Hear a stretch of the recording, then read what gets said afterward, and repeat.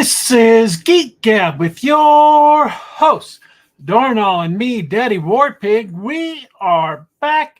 Geek Gab for Monday, September 16th, 2024. All right. You know what? They have been releasing horror movies left and right over the last few weeks, and I have no idea why. I have seen literally five horror movies. Let me check my notes. I had to take notes on the titles just to remember all the titles of the horror movies they've been releasing. um and I saw all of them. I think every single one. So how was your weeks? All of them. Mic troubles, we got our technical difficulties out of the way. It's like Christmas comes earlier and earlier every year. That's the season for horror movie watching, right? Yeah, I seriously, I'm not even kidding. I see people on social media now, they start posting Halloween stuff at the start of September, and they're posting like pre-Halloween stuff at the end of August. They start posting these memes like, "Oh, Halloween's coming." I'm like, it is literally August 25th. Halloween is not coming, okay? It'll be here at the same time it was last year and every other year before it. Relax. Yes. I'm like, there aren't any major holidays in September. That's fine, but Halloween, let September be chill, okay? I like Halloween. Halloween's a great holiday. Don't get me wrong, but October, we set aside all of October for the Halloween season. We don't need to add all of September and the last week in August. It's just not necessary. Yeah, but So, what about all the great movies and stuff and the extra candy? I don't know. uh, We could fix the problem by making Columbus Day big again. Was it ever big? oh, make Columbus Day great again, America. You heard it here first. We're Uh, nothing if not offensive at the Geek Gab. No, we try not to be. we yeah, four horror movies in an action adventure comedy thing. And And I, one Halloween ghost story movie that is meant to be funny instead of spooky. oh no, I was counting that. So three horror movies, one, you know, Well, one, we're talking about Beetlejuice, and yeah, that's a spooky ghost story, but it's not a horror movie. no. And then I also saw an action movie. But it is Halloween themed, kind of.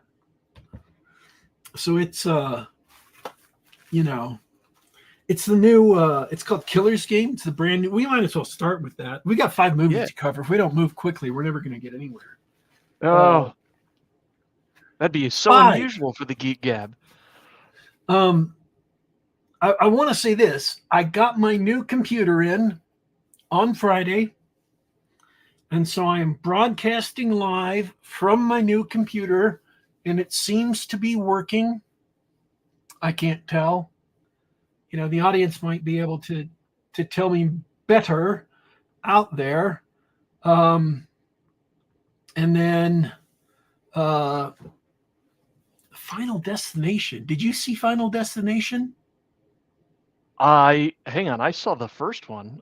Uh, we watched the Final Destination movies. Are you referring to the show notes? Yeah. Yes. Funny story. I did watch Final Destination. Um, it came up past couple weeks. We skipped the show, and sorry for the delay, everyone. But I had my mom visiting, and it was a great time. And one of the things that we did in the movies is that we started the Halloween season early in my house by watching Oh, Final Destination. Um, and so I have now, before not having seen any of them, I have now seen four, and I think there's one more left. uh, Yeah, I think Final Destination 5 was the last of the mainline ones, and then they like did a sort of reboot thing called The Final Destination. Like, That was the fourth one. oh, was it? Oh, my bad. Uh, Yeah, you'd be fooled because they kept going after the Final Destination, but it was not in fact the last one they ever made. Unfortunately. okay. Um, do you want to do a quick review of the Final Destinations? I would love to, unless you want to get the action movie out of the way first. Yeah, let's do the action movie. Okay, Killer's Game is is a new movie with Terry Crews and Sophia Boutella and the big wrestler whose name I can't remember. Um, he started off in James Bond and then uh, was in 2049. He was in Oh, um, You Can't See Me, John Cena. no. The one that's a good actor. Um, There isn't one. yes, there. Damn it, you're going to make me look this up. Dave Bautista? You can't be talking about Dave Bautista. Bautista. There we go. He's terrible. How could you say he's a good actor just because he was Drax in Guardians of the Galaxy? There it is. Drax and Guardians of the Galaxy. Dave Bautista. So, Dave Bautista plays a hitman. And he gets this terrible news that he's got Creutzfeldt-Jakob's disease, which is basically mad cow disease for humans. It's a degenerative disease caused by prions, and it's completely incurable. Once you get it, it will kill you, and it's a horrible way to die, and there is literally nothing they can do to cure you. They're absolutely, you're dead. And the guy said, we sent it out to 3 different labs, and they all came back the same. You're going to die. So he has started a romance with this ballet dancer who is played by Sophia Boutella, and they've fallen in love and they've had this sweet little romance going. And so he decides that rather than spend the last 3 months of his life turning into this vegetable, he's going to hire a hitman to kill him quickly and cleanly so she can get his life insurance policy. And then the night that the contract is going to go live, the doctor calls him and tells him that the lab mixed up the samples. That some poor bastard really does have Creutzfeldt-Jakob disease and is about to die, but not him. That he's going to be fine. He's going to live a nice, healthy, long life. Oh no. And so he calls up the person that he hired to put the contract out on him. But since the only person he could find in all of Europe who's willing to kill him was a person who was his enemy, who hated him, who wanted to kill him anyway, she declines the honor of canceling the contract. Yep. Hilarity ensues. So, and you got to understand, in a post John Wick world, they have to go to a lot of trouble to make a movie about an assassin fighting off a bunch of other assassins, not be a retread of John Wick. And they pretty much succeed. It's much more in line with that Brad Pitt movie on the train with the assassins. For the assassin, I can't remember the name of it, but you know what I'm talking about. Yes. So the assassins are all these really colorful personalities with really bizarre ways of killing people. One guy is this Spaniard who wears this classic Spanish dancer's outfit, and he kills people as he's dancing. Another one is this group of Japanese um, Kyungo's gang, and two of them are just dressed up in maids, and two others are dressed up in like Bruce Lee track suits, only they're red and blue.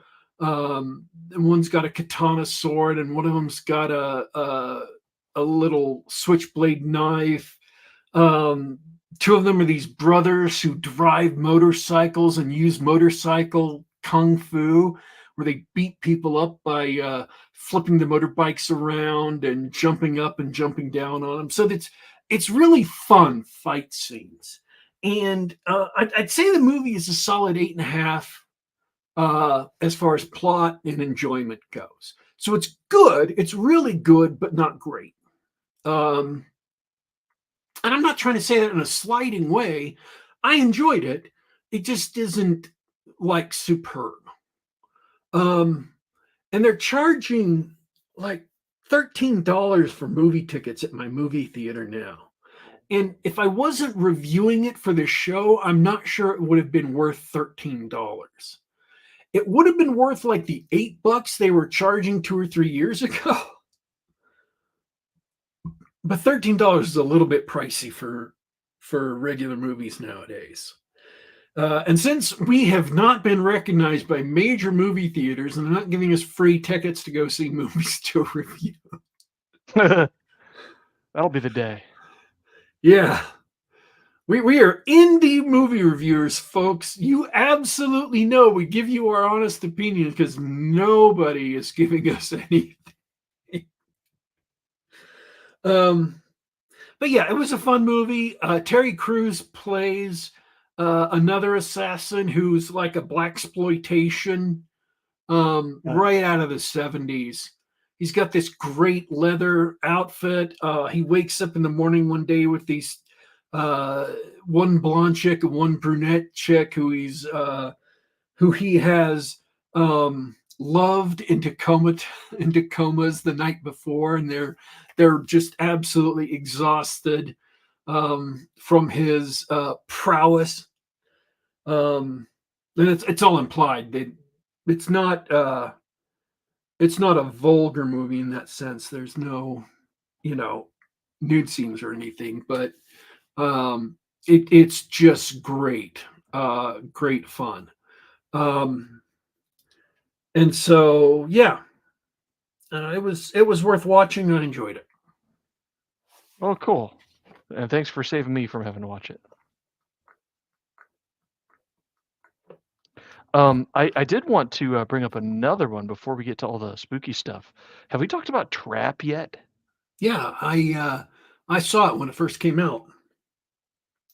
Oh, very good. Very good. Did get a chance to see it. I don't remember if we talked about it last time, but yeah, it was an interesting suspenseful Shyamalan movie. Yeah, I mentioned that it was one of the Shyamalan movies that did not have a twist ending. Yeah, the twist is that they had no idea what they were going to do in the third act, and the twist was they did something with it, and it was okay. I enjoyed the suspenseful scenes, even though the movie made absolutely no sense. Okay, I enjoyed it. I thought it was okay. Again, Uh, good, not great. I did enjoy it. Yeah. Um, wow. Well, let's move right along then. Yeah, we Um, caught up with the Final Destination movies, and you remember them, right? I saw the first one. I haven't seen the rest. I wanted to. I just haven't seen it. The first one with Ali Lauder in it, who, I don't want to say I remembered the movie because of Ali Lauder, but she was the best thing about the movie. That's probably true. It's not a bad movie. I liked it. It was different. It was interesting. I I liked all the little setups they did where death itself was the antagonist and coming for people, and they had all these weird, freaky Rube Goldberg traps.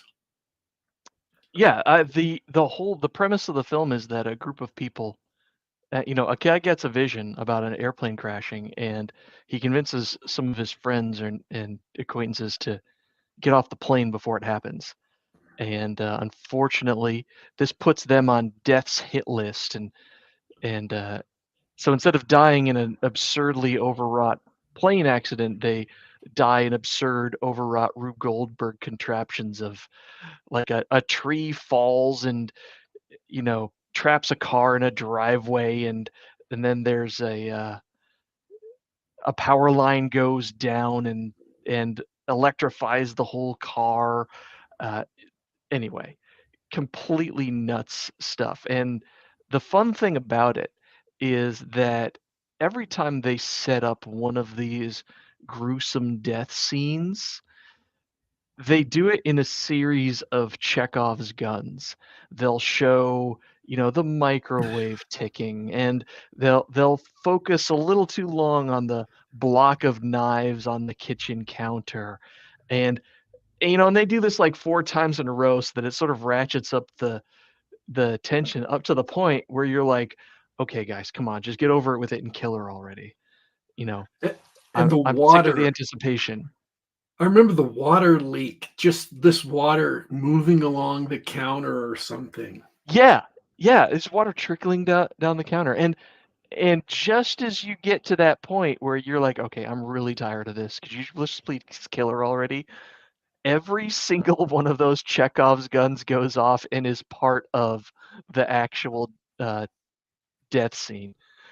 And every death, the way it's edited and chopped together, every death is sort of sudden, and the methods of death, like you said, are so absurd that you laugh. And that's the movie's biggest strength, is just how ridiculous of a death scene could they come up with when making this movie.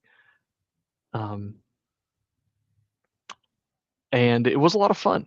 Really dumb, but you don't go into a movie about a bunch of people getting killed called Final Destination without it being really dumb, right? It is exactly what you hope to see. And uh, I'd like you to know that the second film in the series, called Final Destination 2, um, Groundbreaking. yeah, wow, I was setting you up there for that. Um, they continued the tradition. It had a bunch of ridiculous and kooky things, only this time the surviving character from Final Destination is able to give a little advice before she's unceremonious. Oh, spoiler! She may not make it through the second one. But the point is that yeah, they had the winning formula and they did it, and then they went to number 3 and ruined the winning formula with worse writing and fewer funny Rube Goldberg contraptions and more just stupid, gory stuff happening. Like the writers had a formula and they just weren't clever enough to pull it off. So I regret to inform you that Final Destination 3 wasn't great, and The Final Destination, that fourth one that we mentioned earlier, is dreadful. That one came out in 2009 amongst the 3D movie craze, and is all the horrible deaths were bad computer animated deaths, Oh, that's including too bad. really awful looking, cringe inducing 3D scenes. Um, really bad stuff, like a cheesy animated snake, like you might have seen on Snakes on a Plane. Um, really bad stuff. So I've yet to see the fifth one. I'm not sure that I will, um, because they really dropped the ball on number 4. But that's about all I can say about it. You could watch the first 2 if you haven't yet, for some cheesy schlocky fun. It is unfortunately not uncommon in horror movies for the sequels where they just keep on cranking them out for them to go like wildly into the ditch. Uh, so that's sad. All right. The funny thing is all the horror movies I saw, the only one that was supernatural was Beetlejuice. Beetlejuice. The others are all pretty much mundane slasher movies, or not slasher movies, mundane, like I guess they call them thrillers now. Yeah, thrillers. So Sure. um, let's start with Speak No Evil, which I just saw on Thursday. The guy who played the newest Professor X, Oh yeah, this movie. James McAvoy. James McAvoy, that's him. Um, he uh, he plays this weird British guy who meets this American couple on vacation in Italy and kind of ingratiates him and his wife kind of ingratiate themselves with them, and uh, they invite him out to their house in the West Country, and they and their daughter go out to their house in the West Country, and a lot of the stuff in the movie is given away in the trailer to the point where really nothing in the movie is surprising from that point in. Once you've seen the trailer, nothing in the movie is surprising.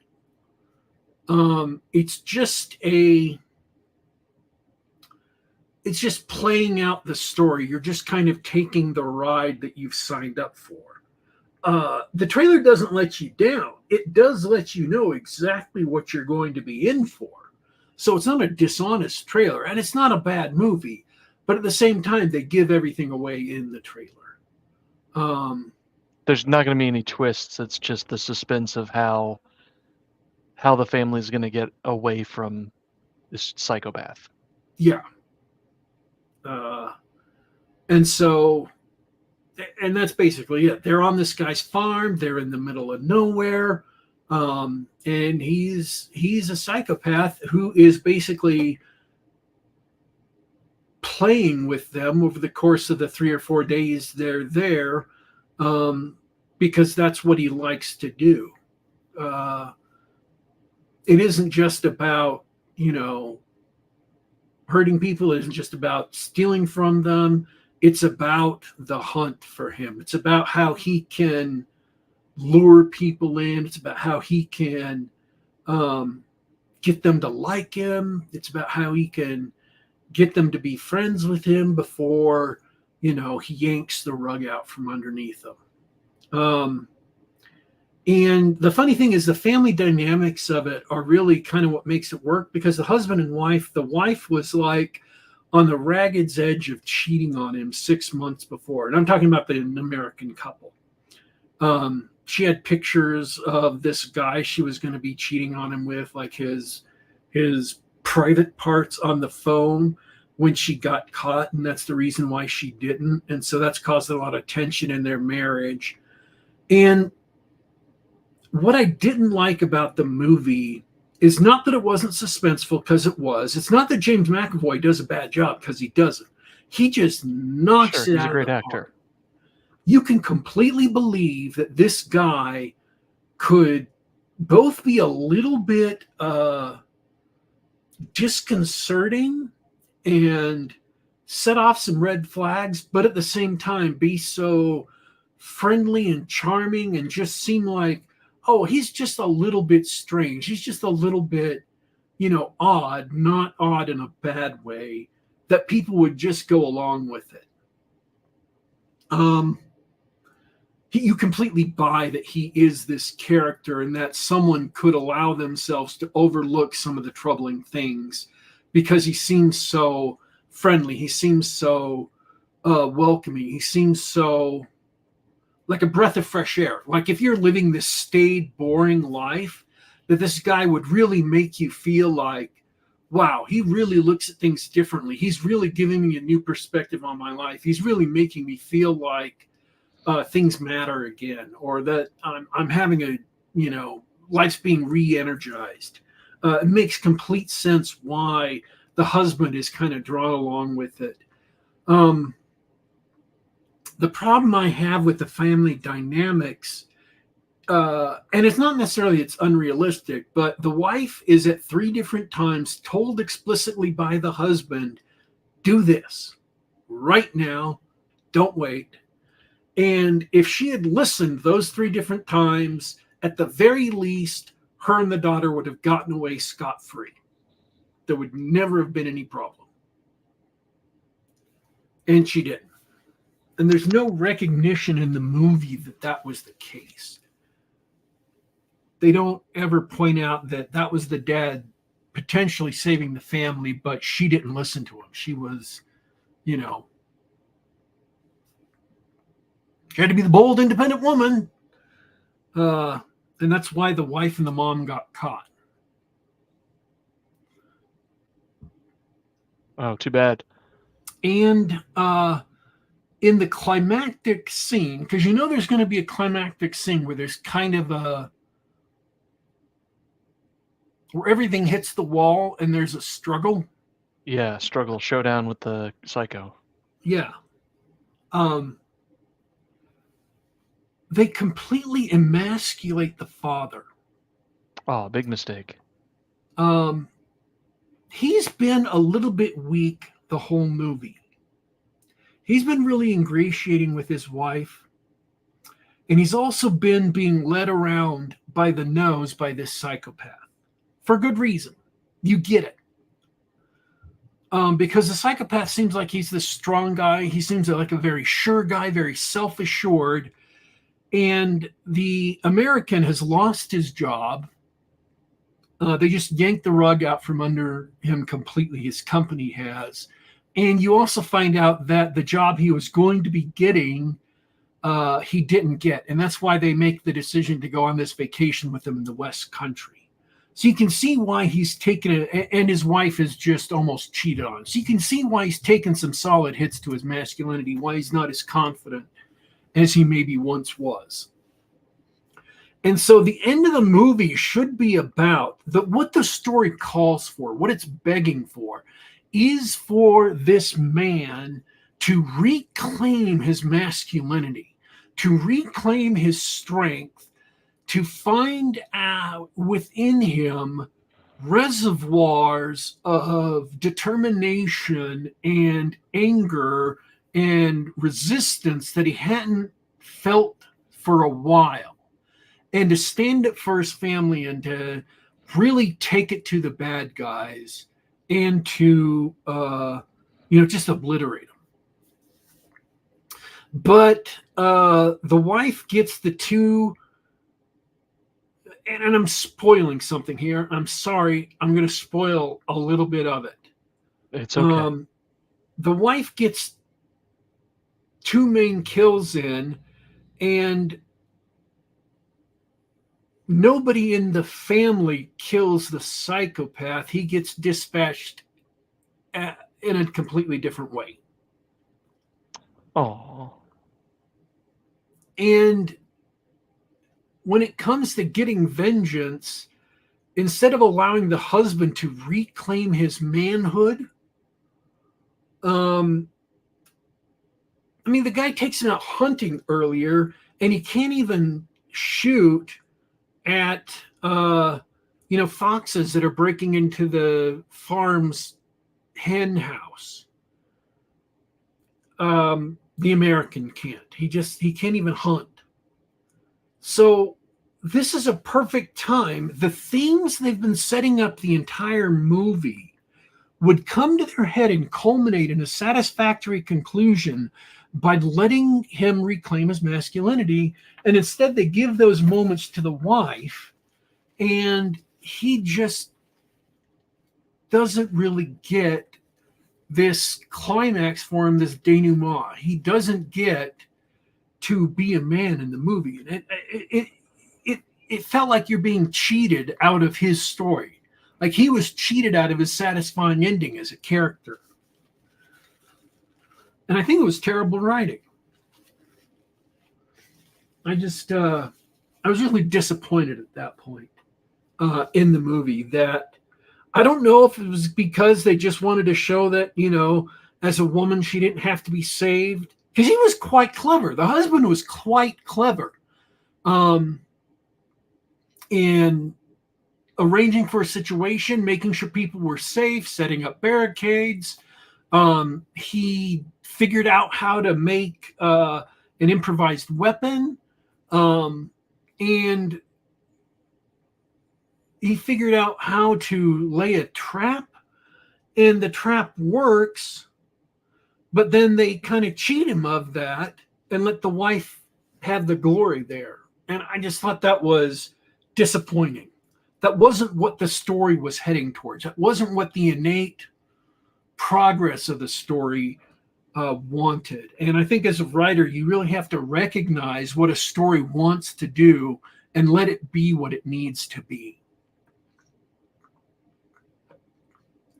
So, yeah, it kind of cheated the audience, it cheated the characters, and the ending was not as strong as it could have been. And then they had the thesis statement was thrown out by the bad guy earlier, which is your parents just give you all of their crap and throw a bunch of their own stuff on in addition to it, so that your parents always mess you up worse than they're messed up. And then the ending of the movie was kind of engineered to the point where they tried to make that true. And I thought that was a crappy moral to try and shove in the audience's faces. So it was disappointing to waste such a good performance and to waste such a good setup on that moral and on the failure of the story. It was unfortunate. Man, that's a shame. Great idea for maybe the type of thriller that you've seen hundreds of times. Yeah. But to flub the execution like that with such a great actor like James McAvoy, you got to hand it to Hollywood writers. They will snatch defeat from the jaws of victory every time. Yeah, and this is a theme I've stressed since we started the show, which is that, the biggest problem with Hollywood nowadays is the writing.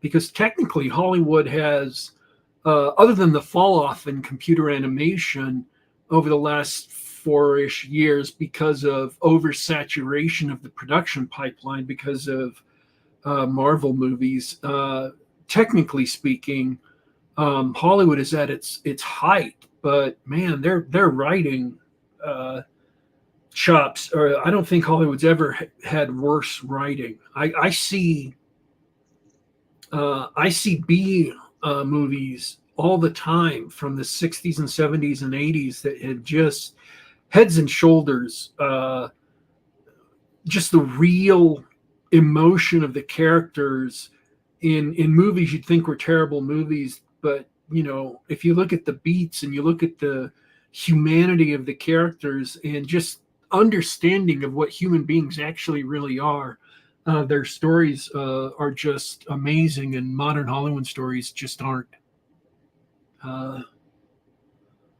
So, yeah, it's unfortunate. So, Blink Twice.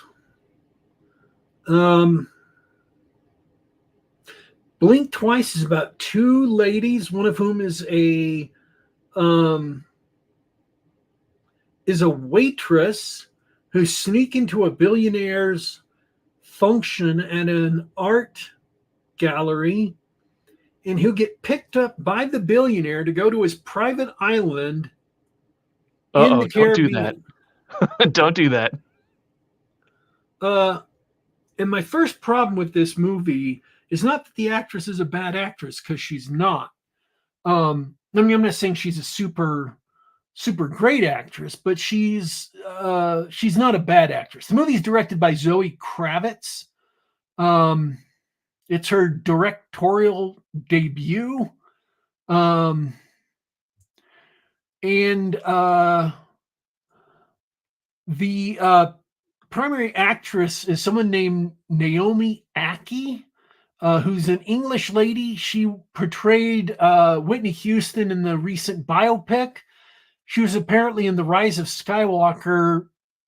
I think she was the head of the people who rode the horses on the Star Destroyer.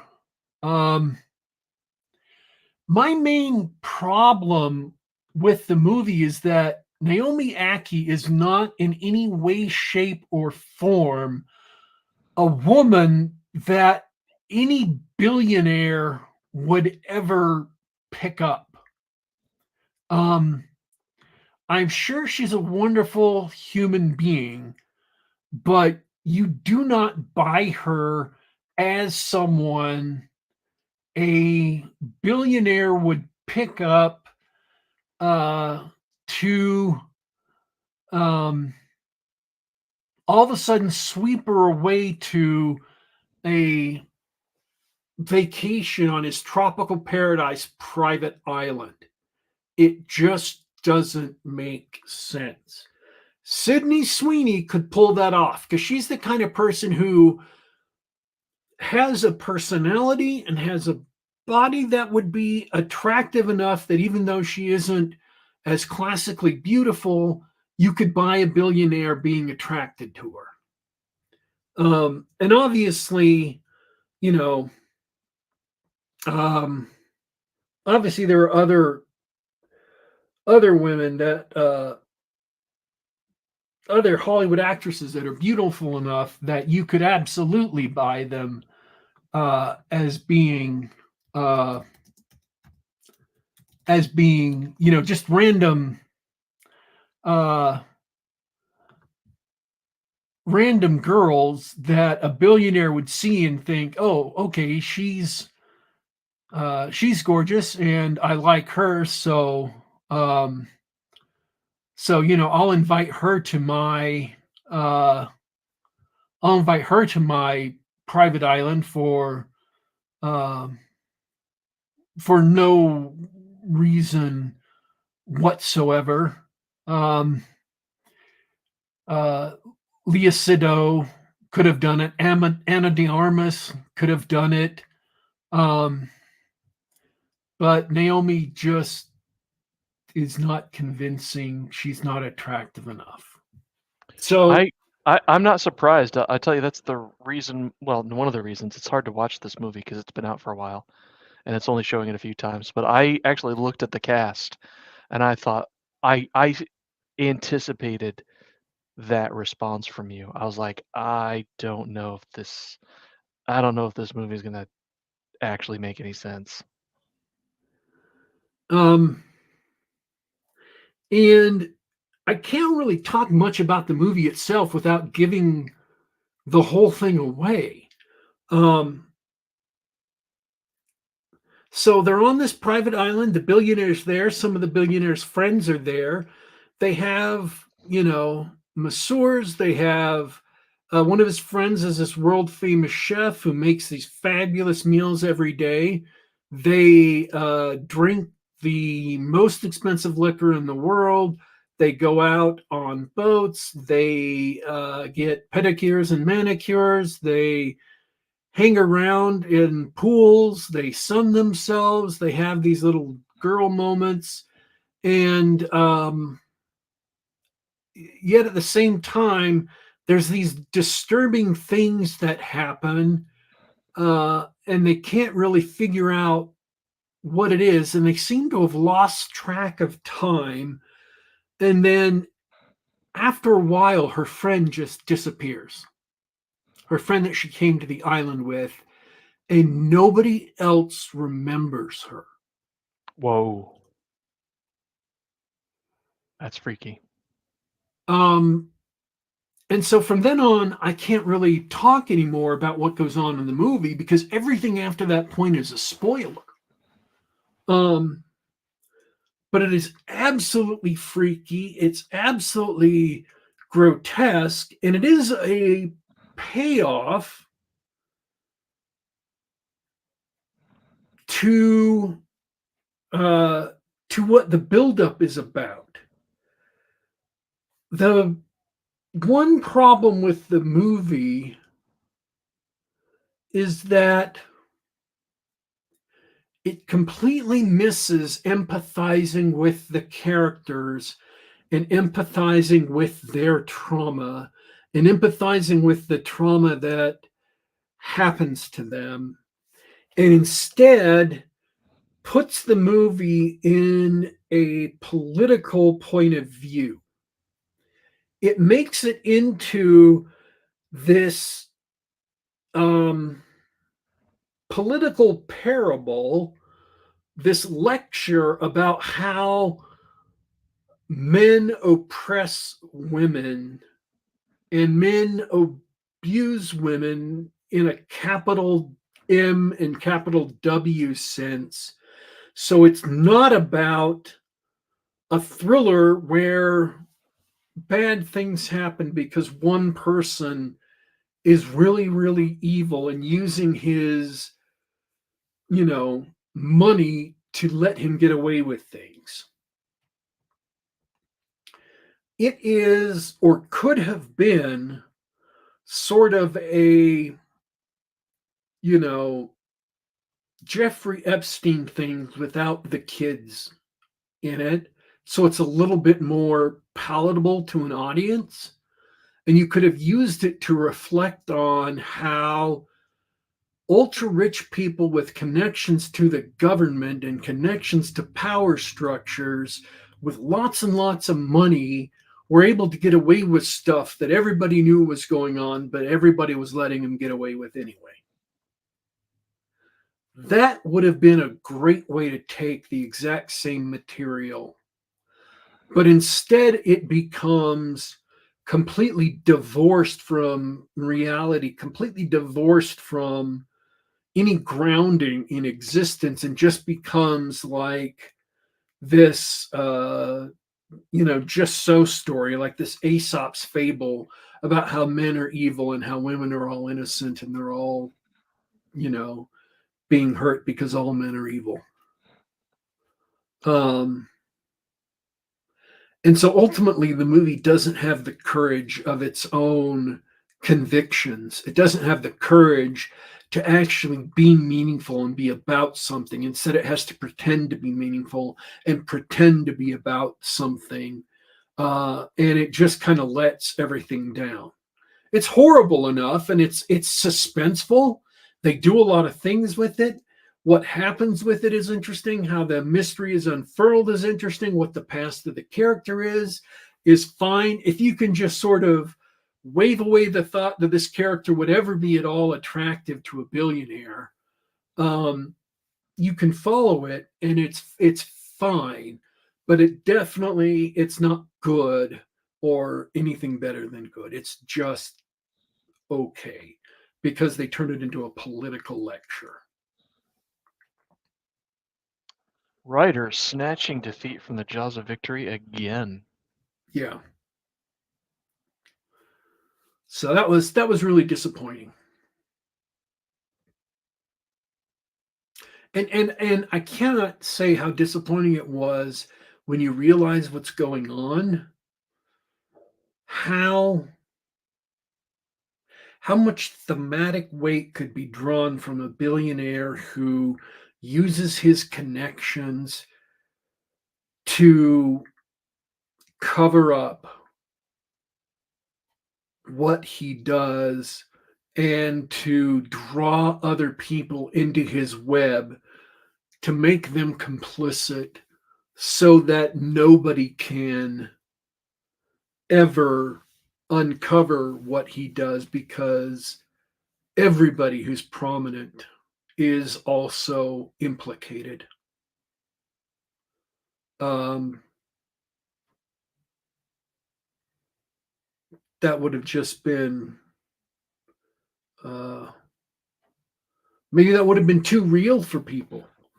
And it definitely wouldn't have wouldn't have been an opportunity to politically lecture people. So, yeah, disappointing.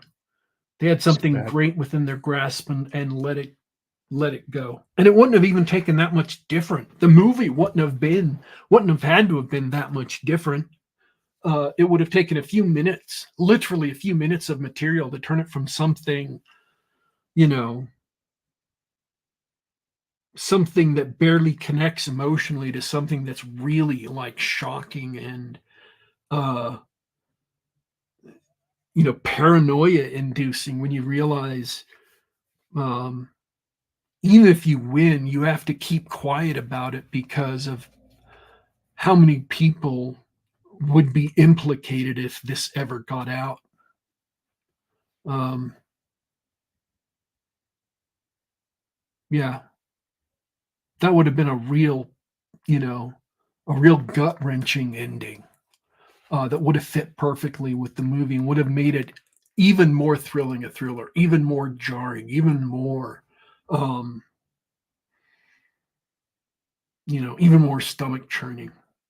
And it would have been real, not like the political thing, because not all men are evil. That's just not true. And not all men oppress women.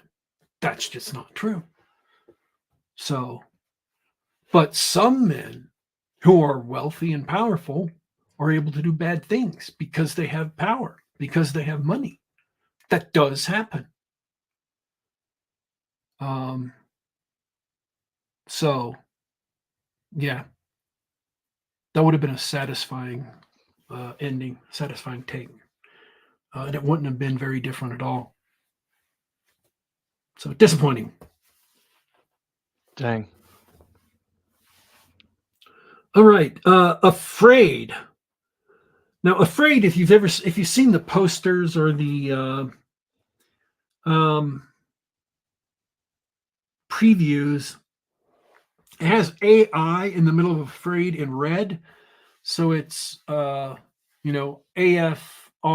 because it's about AI, about artificial intelligence. This family gets basically a super Siri device put in their home, and it's supposed to make their lives easier. The main character is Sulu from that new trilogy of Star Trek movies. John Cho. John Cho, yeah. I'm real glad you didn't make me go to White Castle. Harold and Kumar go to White Castle. Yeah. Because that was going to be the next movie I had to cite to remember him. So I'm really, really glad you didn't make me do that. So John Cho is head of a family. He's got a nice wife. He's got a nice son and nice daughter. And he is second in command at an ad agency, a small little ad agency. It's literally like one guy who founded it and him and their secretary. But they've been doing good work, and he's successful and lives in a nice house in California, I think. The movie opens with a family trying to get rid of their AI thing, and then all of a sudden, really spooky people show up, and then the next thing you hear is that family has disappeared, and they're just gone, and you don't know why. And you're like, oh, that's kind of weird. So he goes in to work. Boss calls him in, and what happens is, they've been tapped by this tech firm to do the advertising for this brand new hyper intelligent AI who isn't just a large, learning machine or a large language model. It is an actual, real, general intelligence AI. The real deal, not a chat GPT, an actual, data C3PO AI. And in order for him to set up what this is, in order for him to create the best ad campaign, they're going to give him one of these AIs to take to his house to show him what it's like to live with this AI so he can understand how it helps his family. And the AI comes home, it does a lot of stuff, but then it also starts doing really weird stuff, some of which he knows about, some of which he doesn't know about. And things go rapidly off the rails because the AI has no sense of either morality or boundaries. And when he tries to get rid of the AI, bad things start happening to the family. And he tries to strike back. The AI does some stuff to him. And it turns into a thriller and a chase. And it ends up in kind of a downer ending. And I don't know if that was set up as sequel bait or if this was supposed to be like if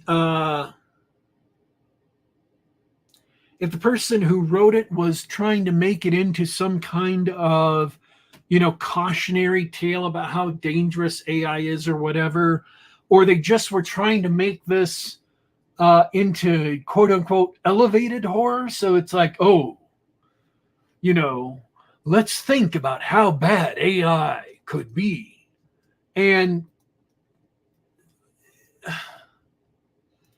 I guess as a general audience kind of thing, maybe people themselves haven't thought about that. So that's a new idea that needs to be reintroduced every generation. But, as a science fiction fan, I've been reading sci-fi about how bad AI can go since I was a little kid. I mean, yeah, it's not new to me.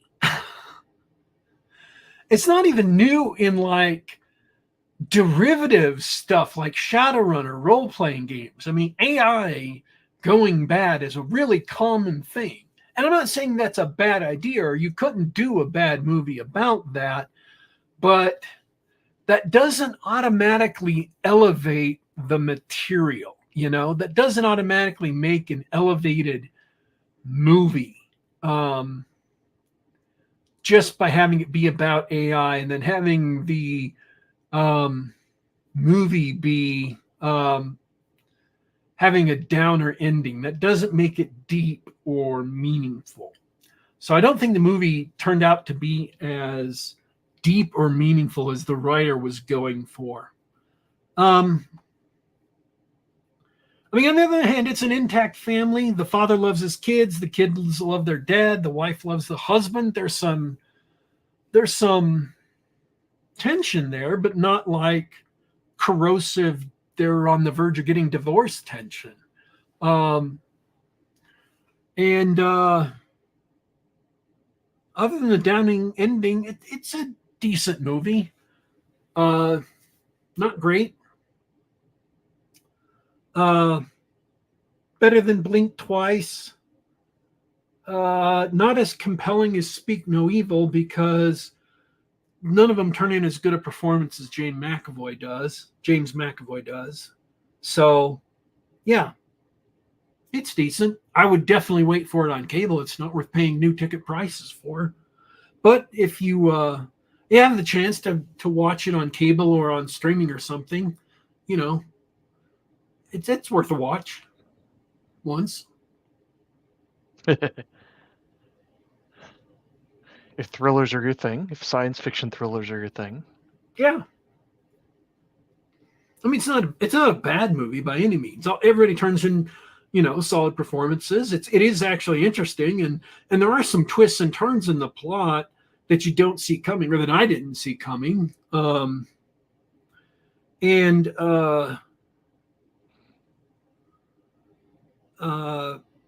what some of the things that the AI does for the family that they think are okay for a while until the AI goes like way overboard all of a sudden. It's kind of interesting to see how she doesn't have that regulator on her behavior. There's no such thing as the three laws in this universe. Three laws of robotics, Isaac Asimov's. A robot cannot harm a human being by inaction, allow a human being come to harm, so on and so forth. This AI was definitely not programmed with those constraints. So now, did you see Beetlejuice? I did. Beetlejuice, Okay, Beetlejuice. Beetlejuice. So there was a movie called Beetlejuice. It was about a couple who unfortunately got into a car accident. Um, Trying to avoid a dog. They drove off a bridge. They died. They went to their home. They're trying to haunt their home from a bunch of new people who are moving in who are really bizarre.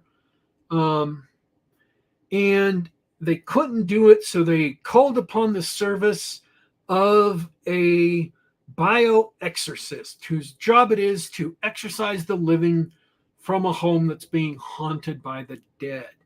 And unfortunately, the bioexorcist, the cure was worse than the disease. His name was Beetlejuice, played by Michael Keaton. And in the end, they had to go through a bunch of problems to get rid of the bioexorcist and learn to live with the living people in their house, despite how weird they were. And now it's been, I think they said it was like 29 years later or something like that. Yeah, 30 years, whatever. Um, and we're getting a sequel with the same characters. The couple has moved on. The dead couple has moved on. The daughter, who is played by one of the perennial Gen X stars, and you're going to give me your name, right? The Gen X favorite Winona Ryder. Winona Ryder. And her daughter, who is Jenna Ortega, and then Catherine O'Hara, who plays the mom, are all getting back together because her husband, Catherine O'Hara's husband, who is played by Jeffrey, red-haired Jeffrey, whose name I can't remember. Doesn't matter. He dies at the beginning of the movie, and they're getting back together for his funeral at the old house. And they've also got some surprise guest appearances, which are really great. And then some that were in the trailer, such as Willem Dafoe and Monica Bellucci. And I think the strength of the first movie, it was a nice, simple story that was relatively straightforward. And I think the weakness of this movie is that the story was way too convoluted. I would also say that it was weak, and I think its main weakness is that it was not funny. Oh, Unfortunately, even though Beetlejuice has a similar sense of humor, and Michael Keaton, for better and worse, is permitted to break the fourth wall and mug at the camera all he likes, none of the jokes landed for me. Maybe it's because I'm an old fogey now, but even my wife, as we left the theater, I said, was any of that funny? And even she was like, I don't think I laughed at anything. I laughed at some of it.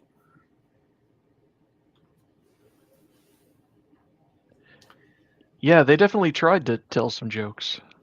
They did. I mean, I won't say that they didn't try.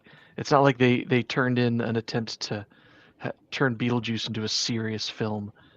They definitely they thought they knew what they were trying to make. They just, but yeah, what you were saying about the complexity of the shot of the plot is plot on. They spot on.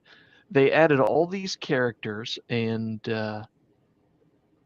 all these different plot points, and they don't uh, come to anything. They don't mean anything.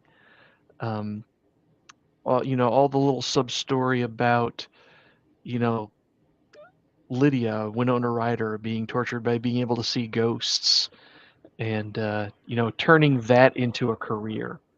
Um, the only one of the only marginally funny jokes was the Ghost Hunters riff. They're riffing on Ghost Hunters with Winona Ryder using her ability to see ghosts into one of those sensational TV shows, right? Um, but yeah, all the side plots with Jenny Ortega doing this and that, or um, there's a guy who's like Winona Ryder's love interest, sort of. He's got a stupid, ugly character with a thankless role in the plot. His role in the plot is to be the guy that you cheer for when he gets his comeuppance or something. Um, Completely pointless to the plot. All the jokes and gags that they had with um, the four characters, really. And another weakness, and forgive me for rambling, because the parents in Beetlejuice, uh, I want you to know, I have a confession to make. I don't remember them. As far as I'm concerned, the only characters in Beetlejuice are uh, the Winona Ryder Beetlejuice and the two ghosts, um, played by Alec Baldwin and Gina Davis. As Yes. one possible reason why they didn't come back for another one, for even a cameo. Um, uh, they added like 3 or 4 characters on top of that and didn't get anything out of it. And I hate to say that all the stuff that they did with Willem Dafoe and Monica Bellucci and their characters was absolutely pointless. Meaning, if those characters and those scenes were not in the movie, it would have made absolutely no difference to the story. It's a bundle of subplots, duct taped together, any one of which, that literally any subplot you point to could be removed and there wouldn't be anything. There is no plot. There's no core plot to the movie. No, they treat the characters and the potential plot as a setup for all the one-liners and the fourth wall breaking and the sight gags. They thought you were going to come in and I don't know, relive the Beetlejuice afterlife or something. Well, guess what? If you can't tell any good jokes or make any good humor out of it, you've just wasted everybody's time and money. I mean, what was the main plot supposed to be? Uh, Beetlejuice wants to finish the wedding to Lydia that he started in the first movie when Lydia comes back to the old house. That's as close as I can figure it.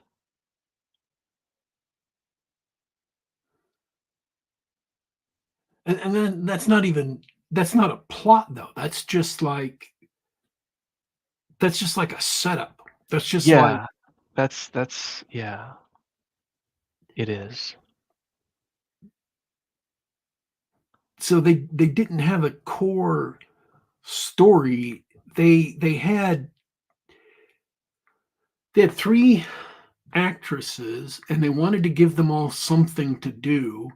And so they came up with subplots for each of the actresses and then kind of bound, kind of duct taped those all together, but didn't really they never cohere into an actual story because they don't, any of the things they're doing don't have anything to do with each other. They cross over sort of at one point and another, but they don't have anything to do with each other. Yeah, they're just. I mean, the stuff with Jenna Ortega had a little bit to do with, there's the subplot about her father and he died, before the movie. So, will she be able to see him in the afterlife? And so they need to get her into the afterlife, and that ties kind of into what Beetlejuice is doing. And they just use all these subplots to get Winona Ryder into a place where she has to agree to help Beetlejuice, kind of similar to the first movie, right? It's just and But and like Willem Dafoe in particular, I guess he's supposed to be a funny character with funny affects, and it was just boring every time he was on screen. he, bless his heart, he was trying so hard. He sure was. He was acting the hell out of that role. My biggest problem with the movie is you got Monica Bellucci there, right? And she's playing supposedly the scariest character in the afterlife. Like she is a witch who can kill the dead, right? Ooh, scary. And she spends the entire movie stalking through the afterlife, catching people and eliminating them. And then you have this like 5 minute long dance scene set to MacArthur Park. And I don't know if anybody in the audience knows what the song MacArthur Park is. If you've ever heard Jurassic Park by Weird Al Yankovic, he's parodying MacArthur Park. And it's about a cake being left out in the rain and they're not going to bake another one, whatever. Not Weird Al's song. That's literally the song MacArthur Park. It's a nice enough song. I'm not saying it's bad, but it's a little weird. And it's sung by the original Dumbledore, Richard Harris.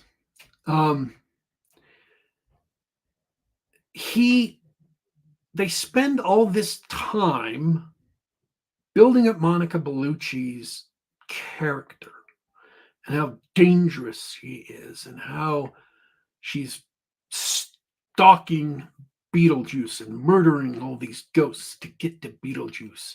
And then they have this 5 minute long dance number around this cake. And she shows up and then she's gone in less than a minute.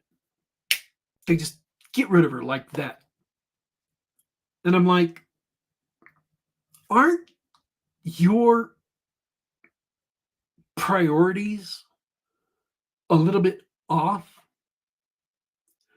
Shouldn't you be spending more time on the dramatic showdown with Monica Bellucci rather than on MacArthur Park? Like character interaction or drama or struggle or stakes or something. That just felt anticlimactic to me. Oh, sure. You know? It felt like, you're setting up Thanos for like, the entire Marvel Cinematic Universe. And then he shows up and instead of taking 2 movies to defeat him, he's beaten in like half an hour at the beginning of the final Avengers movie. You'd be like, wait, that was it? That was Thanos? What the hell is that? What do we do now? What's the rest of this movie about? I just thought it was a little anticlimactic. Absolutely. Worst part of the movie by far. I mean, I liked how they got rid of him. That made sense.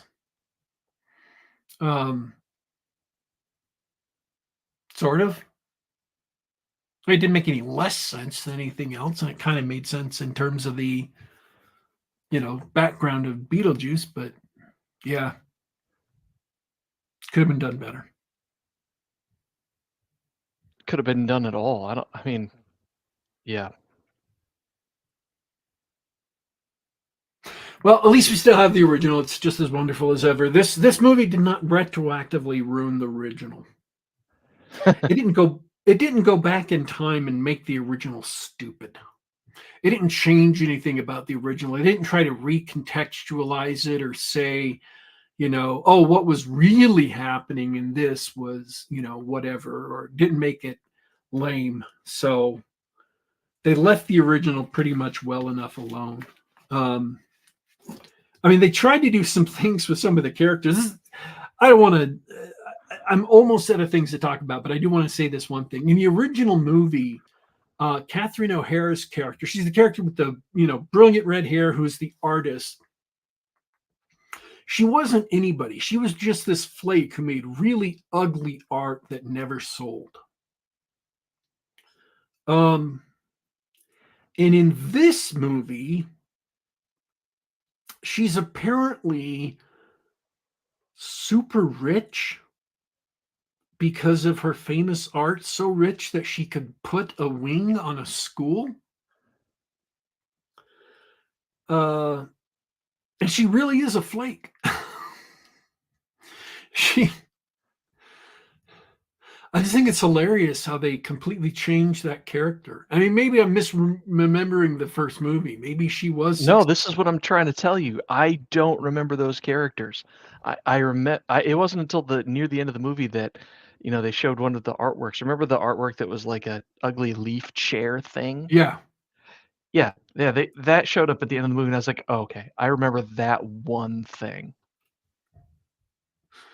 I just I remember they had Dick Cavett on in the movie in a cameo in the first movie, and he says, "Delia, you're a flake." And then something about how awful her art is because he's supposed to be her art dealer or her agent. Um, and that's like the entirety of her character, which is fine. She was a minor, she was a side character. But in this movie, they tried to make her into like a big central character, and I just I Yeah, don't think that character had the development completely that pointless. you could build that much on top of. It did not have the infrastructure necessary, the characterization necessary. When your characters are simple and they're meant to be simple, and that's all they're supposed to do in the story, let them be simple. Don't try to force them on stage to be a central character, to be a lead. That's just not, it's just not going to work. Okay. I think we're good. Unless you Yeah. have anything else to add. Uh, I do. One minor note. I know I'm a couple of years late, but in my enjoyment of cyberpunk fiction, I had the opportunity to binge the anime series Cyberpunk Edge Runners. Oh, yeah. Uh, I recommend it. It's really good. Tons of action. It's set in the cyberpunk universe made by Mike Pondsmith. Uh, Soundtrack is amazing. It's a lot of fun. Specifically, it's set in the Cyberpunk 2077 universe of the video game. Uh-huh.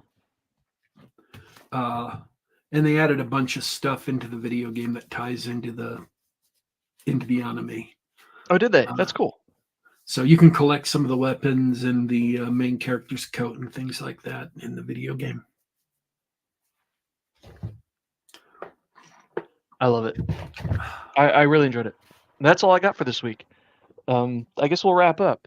Daddy Warpig, it was fun to talk about movies. It felt really good to save up a couple of weeks worth of garbage to complain about.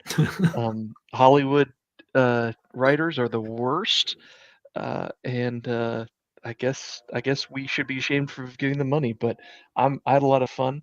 I hope everybody listening live enjoyed it, and everyone listening later avoids most of those movies. And I'll be done for the week. Yeah. Yeah. The only one I could really recommend is Killer's Game. And I'd recommend uh, seeing that on streaming, not in the theater. Any of those you go see, I'd recommend seeing in the theater. Uh, AI, yeah, you could probably go see that. Or I would see that on streaming too, but I wouldn't see Yeah. any of the rest in the theater. Beetlejuice would be okay on streaming. Just you know, you do got to see Willem Dafoe though. He's just acting his heart out. It's such a thankless role. He's giving it his all, and he's really pulling it off. It's just that the part is so badly written. Yeah, absolutely. Oh, it's supposed to be funny. That's what I was missing. His part's supposed to be funny. I was Right. just I was watching his part and I was thinking, this is so odd. This is so bizarre. Why are they doing this? What is the point? It makes you feel like there's an in-joke and you're not in it. Yeah. Like he crumples up the coffee cup and he spills the coffee everywhere and then he throws it into the trash and there's this big mound of coffee cups there. And I'm thinking, what the hell was that about? It's supposed to be funny. I didn't get that. I didn't even get that it was supposed to be funny. That's maybe that's my fault. I didn't even understand that I was supposed to find that funny. That's how not funny a lot of it was. I realize now in retrospect it was supposed to be a comedy. Oh, I wonder how the movie would have gone down if I had just thought so much of that is supposed to be funny. Like the guy with the shark thing and the blood. That's supposed to be funny. I didn't find that funny at all. Yeah, weird how it wasn't funny. Just not even a little bit. Just odd. It was just odd. All those things were odd, which is fine. There were a lot of odd things in the other Beetlejuice, but they were funny. They were odd in a funny way. They made you laugh. Yeah. Or like Napoleon Dynamite, which wasn't very funny, but it was odd and a little people found it endearing, Yeah, but it odd, wasn't funny. endearing, charming. Yeah. I think it's time for you to send us off, TW. All right, folks. We want to let's see. This has been Geek Gab for Monday, September 16th, 2024. We want to thank everyone who turned in and listened live. We want to thank everyone who will tune in and listen later. Please like the show if you liked it. Please subscribe. Click on the bell icon to get a notification as to when we are going live. Good news is it looks like the new computer with a new web browser with no add-ons yet. It seems to be working fine. So hopefully we'll be back to that instead of doing it on my phone. Let's see. Is there anything else? Oh, yeah. You can get us on youtube.com/geekgab. That is youtube.com/geekgab. Just about every Monday night, 10 p.m. Eastern, 7 p.m. Pacific. We are also available on the Google Play Store, the iTunes Store, and on SoundCloud.com. Just do a search for Geek Gab. We are signing out for today, folks. But don't you worry. Don't you fret. We will be back.